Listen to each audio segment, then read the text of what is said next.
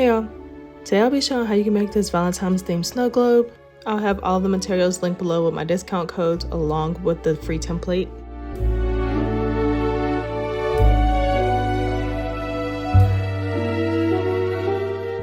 So I am using a 24-ounce snow globe from Sweary Kim. I'll have that link below along with my discount code Sasha to save. I am also using Adhesive Apothecary's medium flow solution along with motionless magic layers and some glitters. The glitter that I'm using is called Delicious from my glitter pack and Oracle. And then the motionless magic layers, I'll have those linked below. So you only need a tiny bit of the motionless magic drips within a bottle. I'm using an empty Adhesive Apothecary bottle that's only 8 ounces, so you do want to make sure that you're filling all the way up to the top. So like I just said, you add a little bit of glitter, you add a few drops of the motionless magic layers, and then fill it up with the rest of the medium flow solution. After you have that all shooken up, this is how it should look. Just depending on how much you put, the color may vary a little bit with the pink, but that's how mine's turned out. So I'm going to start filling my snow globe up. I did have to fill it up twice because my snow globe is 24 ounces while the bottle is only 8 ounces, so keep that in mind. I did leave an air gap because, you know, while it's cold out, sometimes if your cup does tend to freeze, especially if you ship it after you sell it, it will probably freeze, so you do want to keep that in mind. But before we go any further, make sure you like and subscribe, more to come.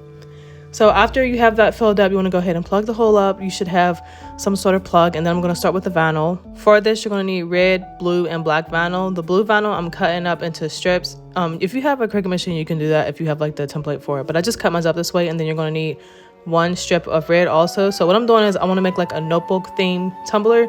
So with the blue vinyl that I just cut up into strips, I'm going to make it look like lines all the way down the tumbler. You could space it however you want. I didn't leave that big of a gap in between each one, but I think I only used about 8 stripes. And then I went back and added the red one. My red vinyl is also a little translucent, so you're going to see through it a little bit, which is what I really loved about this. But after you have that laid down, you want to cut off the extra pieces. And then if you have a Cricut machine, you can go on and add shapes and get it cut out. So I just added some white shapes in, and then I had it cut out and edited it to the side like it was a notebook.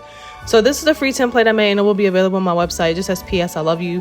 Anytime I cut anything, I always put it below 5 because I only have a Cricut Joy. It's kind of small. So I cut this one in black, and then I did not use a map for it. I just cut it. So this one is cut in black, and then I'm going to go back and cut some hearts out with my red vinyl, which you'll see next. So if you have a Cricut machine, you can go in and add shapes. They already have that in the system. So I just added 2 different heart sizes, and then I had those cut. And then after I had it all cut, I did start with my tumbler again. So you do want to have that on the cradle ready to go. I cut off the extra vinyl that I had left over, and I kind of set that to the side. Now, one trick I'm going to tell you about is when it comes to lifting vinyl so you can place it, you do not need transfer tape. If you have that, great. But here's another trick. You can use masking tape to help lift your vinyl so that you can place it down, which I feel like this is just really easy. Most crafters probably already have some sort of tape, so it works. It transferred properly. I didn't have any issues with anything sticking, and then I just laid it down. So I put PS at the top. I wanted to make the words look sideways rather than in between the lines. Just felt like it was cuter, so that's what I did. So, and then when I put I love you down, I wanted to make it have like more of a gap than how it was cut. So I made sure that I spaced that out a little bit. And then I'm like tweezing off the extra pieces of vinyl that I didn't get off prior to putting it on a cup. And then I just put you at the bottom, and then I'm gonna go back and add my hearts. I think I only put 2 hearts in the front, one at the very top of the cup and the one at the bottom. And then I did add some hearts in the back. Again, my red vinyl is a little translucent, so you can see the lines through it, which I think is really cute. I didn't realize at the time when I got it that it was a little translucent, but it doesn't really matter at this point. I think it worked out perfectly. And you do want to hold on to your hearts because I'm going to use what's left over for my lid. I'm not doing anything major to my lid, but I don't want to leave my lid blank.